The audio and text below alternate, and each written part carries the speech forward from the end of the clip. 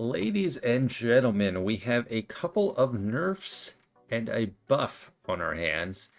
And I don't know what you'd expect from me, but I'm kind of happy about most of this. I am happy about the nerfs.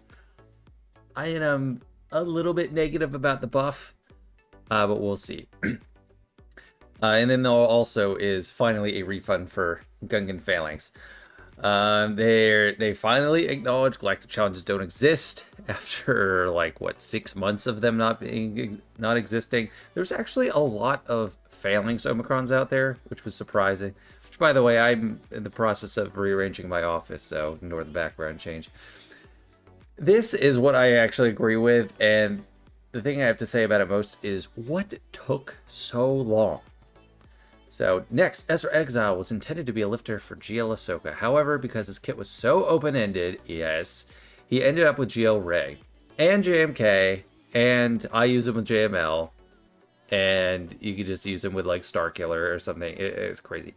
This led him to overperforming with Rey and being very frustrating to face, which is an understatement, often amplified by generic Datacron sets. This is a huge problem, and I'm glad they finally realized it. You didn't need any specific Datacron set. You didn't need Jedi, you didn't need Spectre. All you just needed was like health and crit avoidance, and then it just supercharges him because he was so busted to begin with. It also left Ahsoka without her intended lifter and therefore underperforming. We have done a pass on Ezra's kit to gate key parts of his power to be able with a full Spectre squad. Relic and Omicron investments into Ezra will be reset and refunded to the inboxes when these changes go live so that everyone can make their decision and go with full information. So that's good. We're going to get a refund. And for people that have had them like 2 years now, that's going to be weird to have them refunded this late in, but at least they're doing that. Additionally, we're fixing a couple edge case weaknesses for Ahsoka centered around turn meter trains and preventing her from countering. These allowed for very cheap counters to succeed against her that exceed what we are comfortable with against the Galactic Legend. That I don't like. I don't like them saying, I don't know if this is going to kill Great Mothers or Ahsoka. I want there to be options, and it's really not that much. Like, pretty much anything except a perfectly or well set up Great Brothers team cannot do well against Ahsoka, unless it's like Bane or something. So I think that part, if you're gonna like restrict Ezra to her, I don't think she really needs a buff. I think she's good enough already. Lastly, another Galactic Legend counter that exceeds our comfort level is Merrin's ability to take out Jabba. We will be getting Merrin's Omicron to only work when there are no Galactic Legends. They're going to reset the Omicron, so you can decide whether to apply that again, which I don't know. I might not. I might pocket the Omicron. I probably will on my main account. But this is another one. It's like, what took you so long? This has been out there for years, probably shortly after she came out in 2023. So we're coming on 3 years of this, and now you finally react to it. I also kind of like that personally because I think it's kind of a ridiculous interaction. Like when it's just a 100% turn meter loop. It's a flawless turn meter loop if you have a couple of allies dead against Jabba, and it's just endless Night Sister screaming and endless barrages against Jabba. So I am personally fine with that. I've used it myself because it's there, but I've never been a huge fan of it. So yeah. So what they're doing with the Gungan Phalanx Omicron, and I was no expert on this because I thought it was a ridiculous proposition to have a Galactic Challenges Omicron. I didn't even read it. They moved it to TW, removed 100% evasion, because when it's like for something ridiculous like Galactic Challenges, they have to have over-the-top stuff. So a lot of that's going to be removed. Reduce the plasma shield to be 3 additional stacks instead of 10. Reduce offense to be 20% instead of 50%. Reduce turn meter removal to be 10% instead of 20% when Gungan ally attacks out of turn. But on the other hand, that gives them a second TW Omicron. So, I don't know. At the start of the first turn, the ally shield generate gains 3 stacks of plasma shielding. Enemies can't assist if they're targeting Phalanx. Whenever an enemy is defeated, all Gungan allies gain 100% evasion for 1 turn. Whenever a Gungan ally uses a special, for the next 2 turns, all Gungans have 20% extra offense and their basic abilities expose target enemies for 1 turn. Whenever a Gungan ally inflicts defense down, all Gungan allies gain offense up for 1 turn. Whenever a Gungan ally attacks out of turn, they remove 10% turn. I don't know. I guess that's okay. It's not a huge thing. The Merrin change, pretty simple. Added to the final tier, 1 Grand Arenas, and there are no Galactic Legends. So that's not only going to affect the Jabba matchup.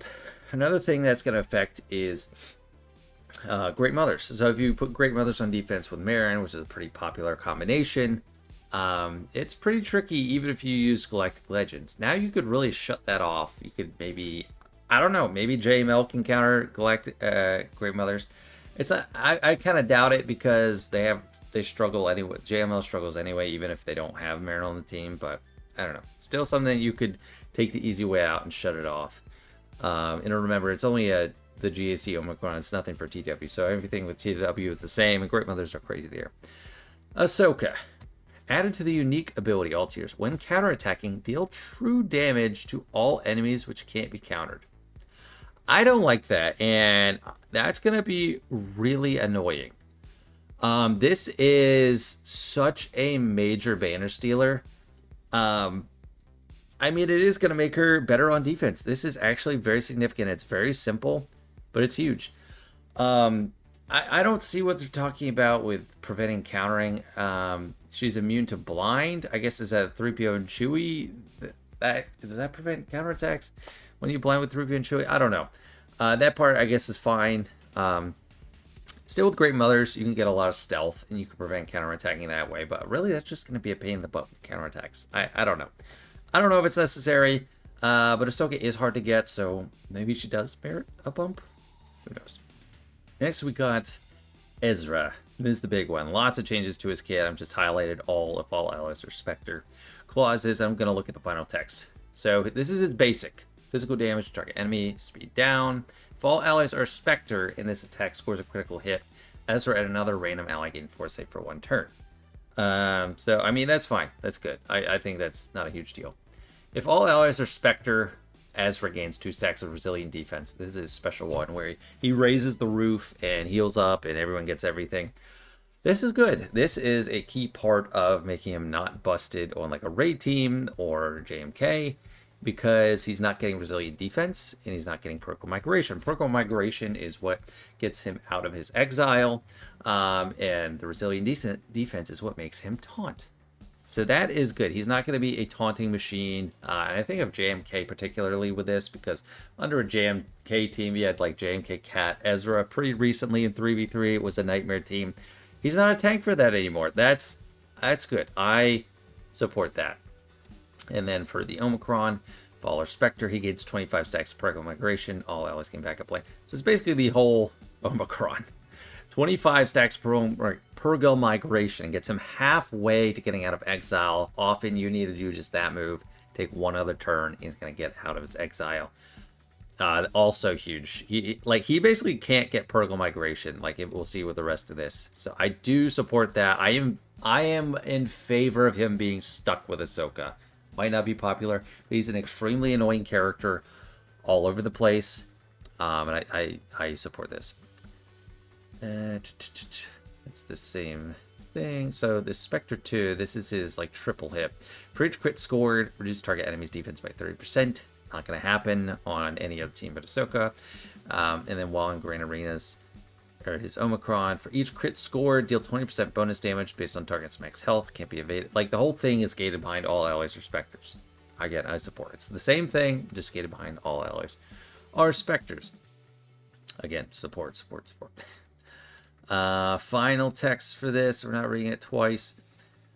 For his first unique, Exile. At the start of his turn, he gains 2 stacks of resilient defense. So that's the passive gain of resilient defense. He no longer has a way to get resilient defense other than an Ahsoka team.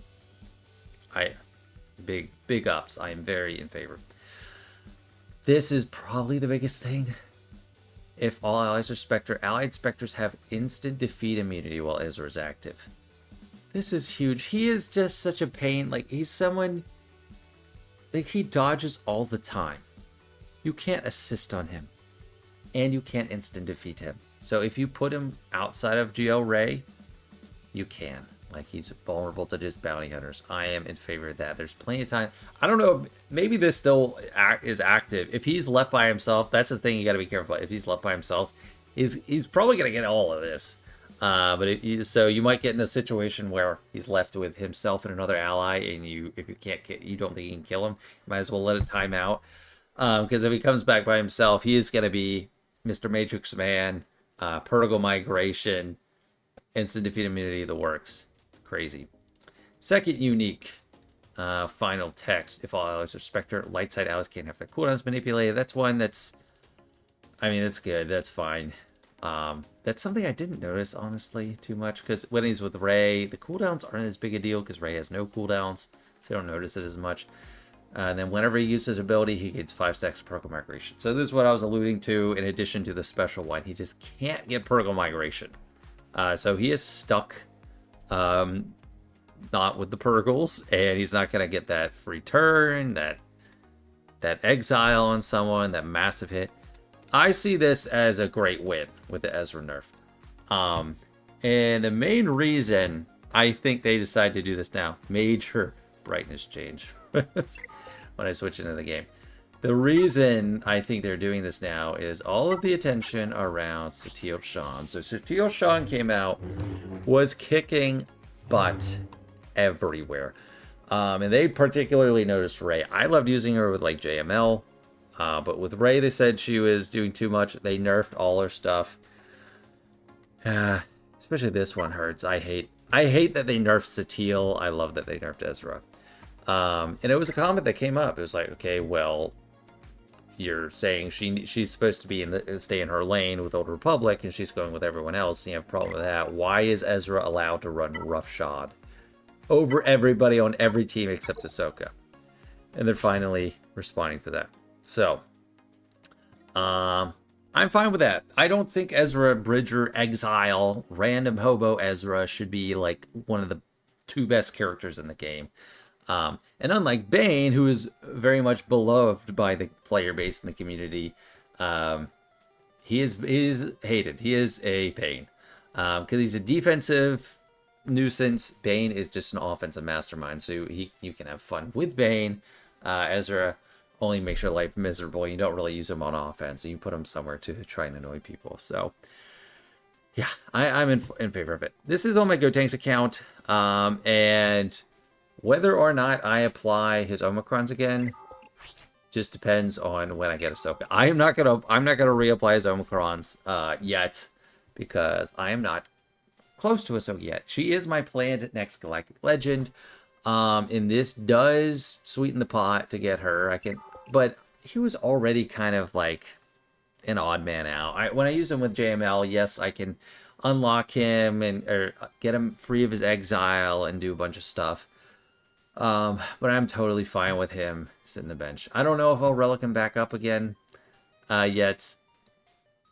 I might. I mean, he's someone I definitely want in the long term, in the long run. On my main account, obviously gonna apply the Omicrons back, but yeah, we'll see. In Merrin, I think they should refund Fatal and everyone else along that school of thought R10s for Merrin, because I think a lot of people R10, or not a lot, like a ton, but I think a certain contingent of players R10 their Merrin to make that Java counter safer. So I think that is something they should consider doing. And that's going to about do it. Let me know what you think about the nerfs and buffs. Are you surprised that I'm happy about the nerfs? I'm not too keen on the true damage, but we'll see. I'd love to hear from you. All right, thanks everybody for watching. I hope you enjoyed. See ya.